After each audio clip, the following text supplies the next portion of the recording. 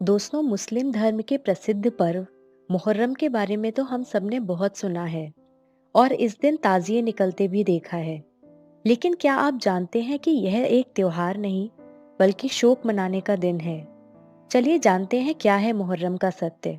यदि आपने अब तक हमारे चैनल को सब्सक्राइब नहीं किया है तो अभी सब्सक्राइब करें।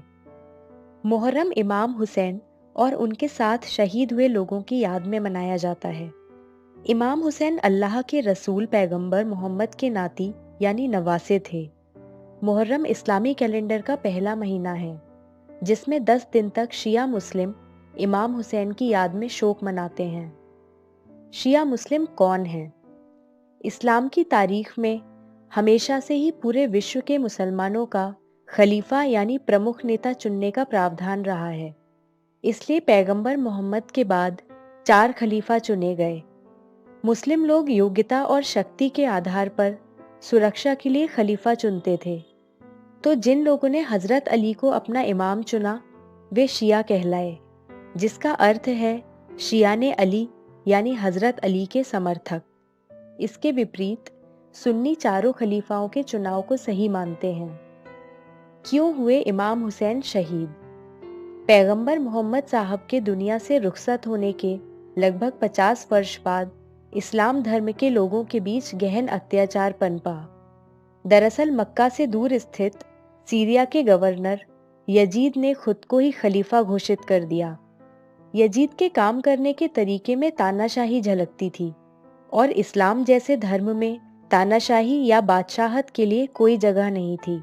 जमीन से आसमान तक सिर्फ अल्लाह को ही बादशाह माना जाता था। पैगंबर मोहम्मद के नाती इमाम हुसैन, जो उस वक्त मक्का में थे, ने यजीद को खलीफा स्वीकारने से इनकार कर दिया। खलीफा बनने के बाद यजीद ने गुस्से में आकर मदीना के राज्यपाल वलीद पुत्र अतवा को फरमान भेजा कि वो हुसैन को यजीद को खलीफा मानने और उसकी आज्ञाओं का पालन करने के लिए राजी करें, और यदि हुसैन नहीं माने तो उनका सिर काटने का आदेश दिया। वलीद पुत्र अतवा ने हुसैन को राजभवन में बुलाया और यजीद का फरमान पढ़कर सुनाया।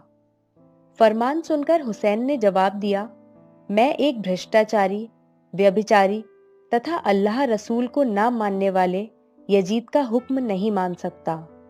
इसके बाद इमाम हुसैन अपनी हज यात्रा को पूरा करने के लिए मक्का शरीफ पहुंचे। वहां पर भी यजीद ने अपने सिपाहियों को हुसैन साहब का कत्ल करने के लिए भेज दिया। इस बात का इमाम हुसैन को पता चल गया था और वो मक्का जैसी पवित्र जगह पर ऐसा कुछ नहीं होने देना चाहते थे, क्योंकि मक्का में हत्या हराम है। यह इस्लाम का एक सिद्धांत है। इस बात को ध्यान में रखते हुए हुसैन ने उम्रा अदा की और इसके बाद परिवार के साथ इराक जाने की तैयारी करने लगे। मुहर्रम की 2 तारीख 61 हिजरी को इमाम अपने परिवार और साथियों के साथ करबला पहुंचे और वहां पर भी यजीद के सैनिकों ने उन्हें घेर लिया।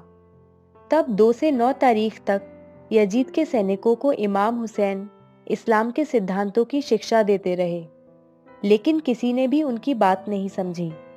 सिपाहियों के ना मानने पर हुसैन साहब ने एक रात की मोहलत मांगी ताकि वो अल्लाह की इबादत कर सकें। इजाजत मिलने पर इमाम और उनके सभी साथी सारी रात इबादत करते रहे। इस रात को आसुर की रात कहा जाता है।